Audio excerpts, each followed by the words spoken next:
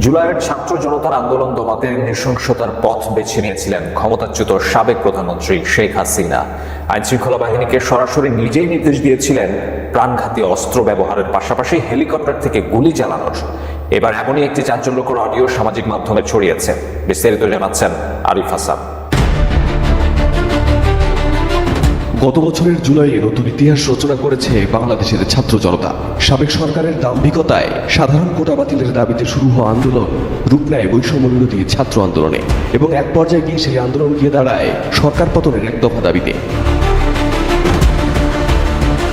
অবশেষে গত 5 আগস্টে তীব্র আন্দোলনের মুখে দেশ ছেড়ে পালাতে বাধ্য হন শেখ হাসিনা। তবে তার আগে আন্দোলন দমনে তিনি নৃশংস কঠোর পদক্ষেপ নিয়েছিলেন। এবার সেই দমন অভিযানের আরো চাঞ্চল্যকর তথ্য ফাঁস হয়েছে।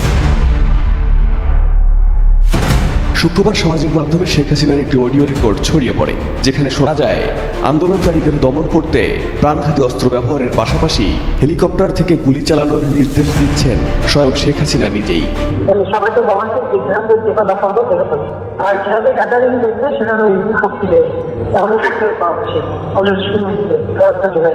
যদিও অডিও ফাঁসের বিষয়টি প্রথম সামনে আনেন অনলাইন অ্যাক্টিভিস্ট ও রাজনৈতিক বিশ্লেষক পিনাকি ভট্টাচার্য। গত 28 জানুয়ারি নিজের ভেরিফাইড ফেসবুক অ্যাকাউন্টে পোস্ট করে এই অডিও হাতে পাওয়ার দাবি করেন তিনি।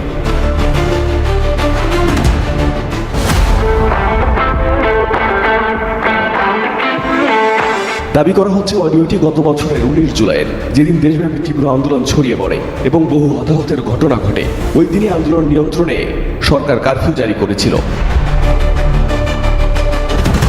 ফাঁস হওয়া অডিওতে শোনা যায় গোয়েন্দা সংস্থার এক উচ্চপদস্থ কর্মকর্তাকে শেখ হাসিনা বলছেন, র্যাব, ডিজিএফআই সহ সবাইকে বলা হয়েছে গুলি করে মেরে ফেলো, যেখানেই গ্যাদারিং দেখা যাবে সেখানে উপর থেকে অর্থাৎ হেলিকপ্টার থেকে গুলি করা হবে। এ সময় শেখ হাসিনা লেথাল উইপেন অর্থাৎ প্রাণঘাতী অস্ত্র ব্যবহারের নির্দেশও দেন।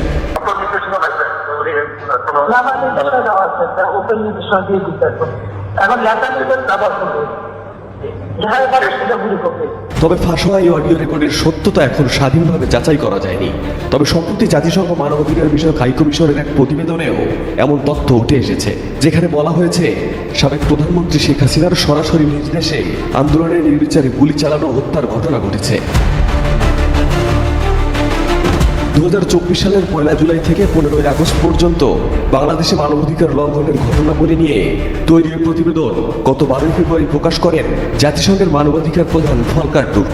প্রতিবেদনে উল্লেখ করা হয়, বিক্ষোভ দমনের সঙ্গে সরাসরি জড়িত সাবেক ঊর্ধ্বতন কর্মকর্তারা স্বীকার করেছেন শেখ হাসিনা ও অন্যান্য কর্মকর্তারা একাধিক বৃহৎ আকারের অভিযানের নির্দেশ দেন এবং তদারকি করেন।